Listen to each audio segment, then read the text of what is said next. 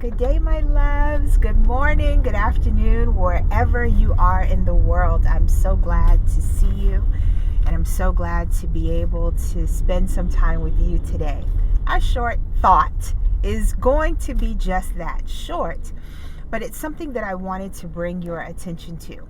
As always, if you wish to hear the rest of this episode, head over to YouTube and you can find every one of our episodes on our YouTube channel.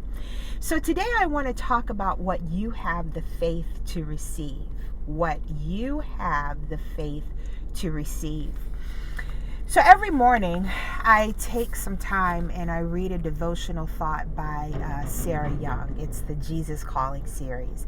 And I absolutely love this series because the way that she has written this book, it is as if Jesus has penned a letter in modern language or a brief note to you in modern everyday language.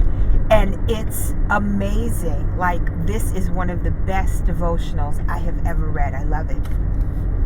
And yesterday's thought was talking about faith and how God wants us to be just conscious of the fact that He is ever present and that we don't have to struggle alone and we don't have to worry alone, because if we would just come to Him, right, He would be there with us, He would talk with us, and He would lead us into the direction that we need to go, when we need to go, how we need to go. He'll do everything. He'll guide us every way possible to make sure that we arrive at the place we're supposed to be.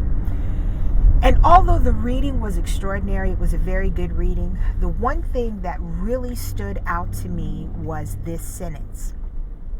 Even now, you have access to as much of me as you have faith to receive. Even now, you have access to as much of me as you have faith to receive. That thing blew my mind.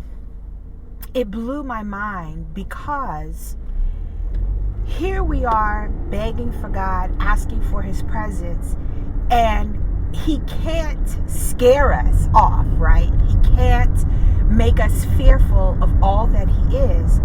So He has to approach us in the ways that we are able to receive.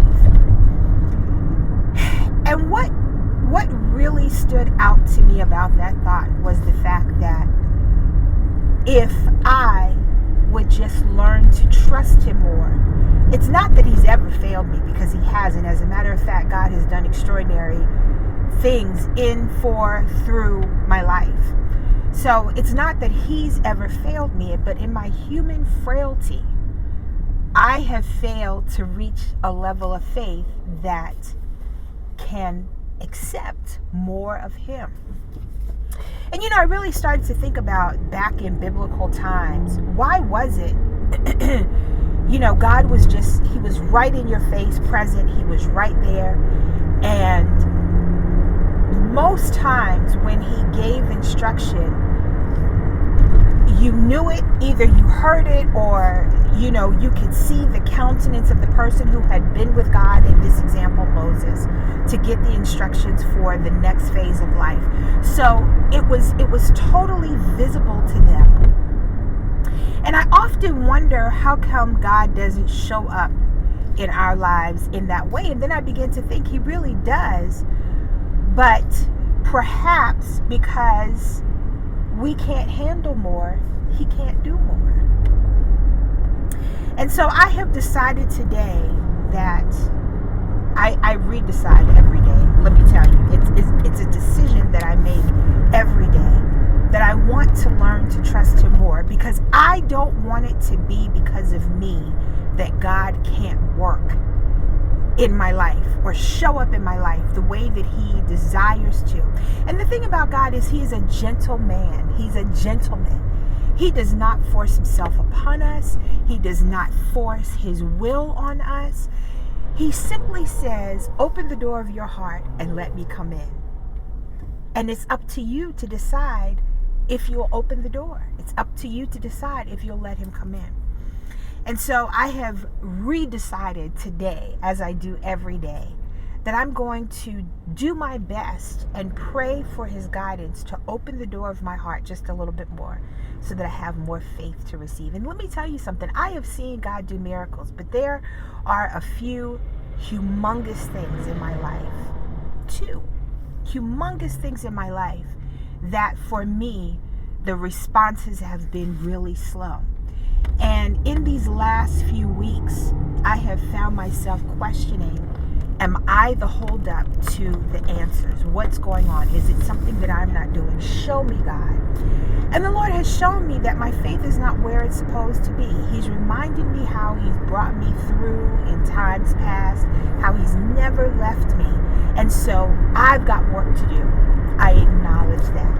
And I'm wondering if the same is applicable to you. Do you have some work to do about how you interpret God in your life and how you allow God to show up? Whether it's because your faith needs to be expanded, whether it's because you need to invite him in, I don't know. This isn't for me to know. It's simply for me to bring the thought to you and then have you think on it and decide for your life. So that's it. What is it that you need to do to allow God's presence to be all that it should be, can be, and all that he wants it to be in your life? What do you need to do? I know what I need to do. Let's talk about it again soon. I love you. Have a wonderful day. And tune in next time for Shorts for the Believer. And we'll be back to give you another provoking thought to help you strengthen and fortify your relationship with God. I love you and God bless you. Have a great day.